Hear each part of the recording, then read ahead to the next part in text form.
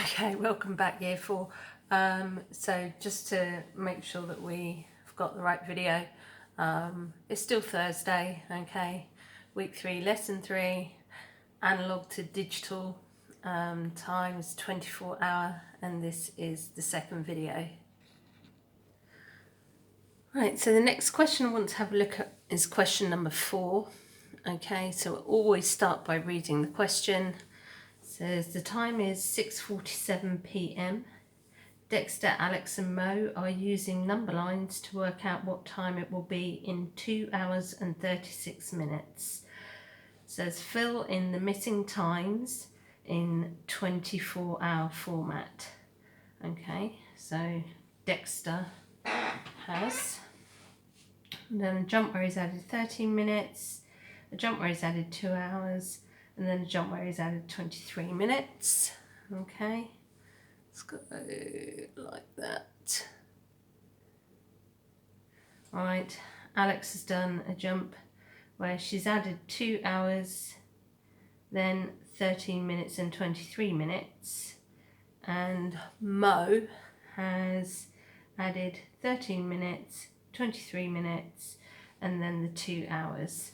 Okay, so, and they're all ways of adding that 2 hours and 36 minutes. Right, so I've just highlighted the actual time that we're adding, and you will see the start time on each number line is the same. It's always 6:47 p.m. So we're going to look at Dexter's one and work that one through together on the whiteboard. Okay, right, so here we go. Okay, so I've drawn out what is happening on Dexter's number line. Okay, so for each number line, the time that we're adding is 2 hours and 36 minutes. Okay, Dexter's chosen to add a jump 13 minutes, then add 2 hours, then had 23 minutes. And see if you can think why Dexter would have added 13 minutes here. Okay, it's because often when we're calculating in time, one of the easiest things to do is to work out how many minutes you need to add to get to the next whole hour. So the next whole hour after 6:47 would be 7 o'clock. Okay, so to get from 47 minutes to 60 minutes, we would need to add 10 and add 3. Okay, and then that would get us to 7 o'clock. Now, in the question, it asked us to fill in the missing times in 24-hour format. So we know that our next jump is going to be 7 o'clock, and it's going to be 7 o'clock in the afternoon, in the evening.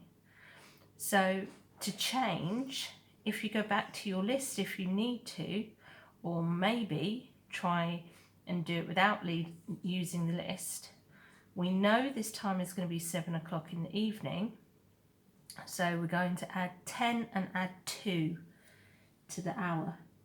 Time 19, and we know that this time, because we added the 13, got us to 1900 hours. If it helps, you could actually do that if you wanted to see that in 12-hour time, in 24-hour time as well.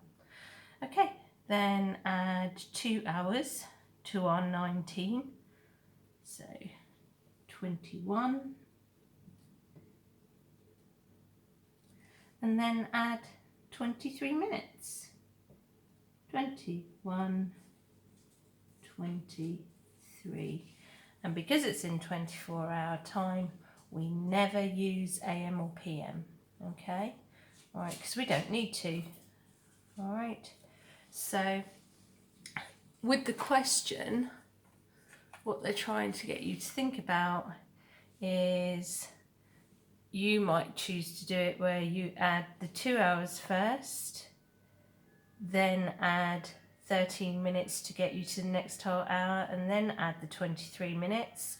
Or you may choose to do it where you add the 13 minutes first, then the 23 minutes, and then the 2 hours.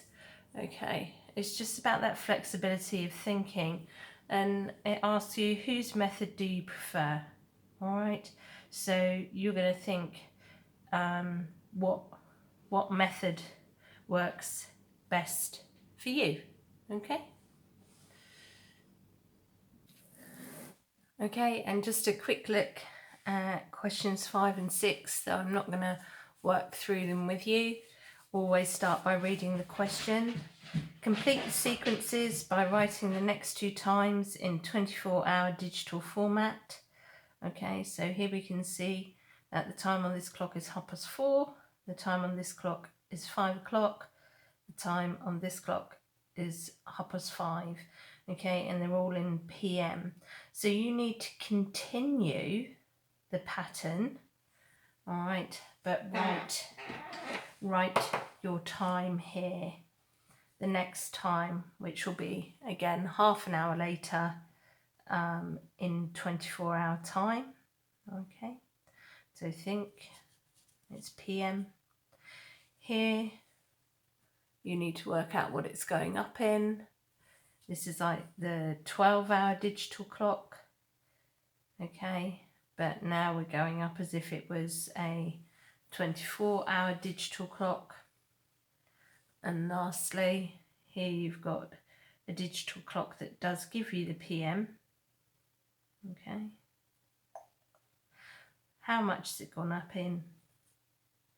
That's quite easy to see if you look at the jump between 10 o'clock and 10:50. Okay, that's quite easy to see what it's gone up in. Ooh.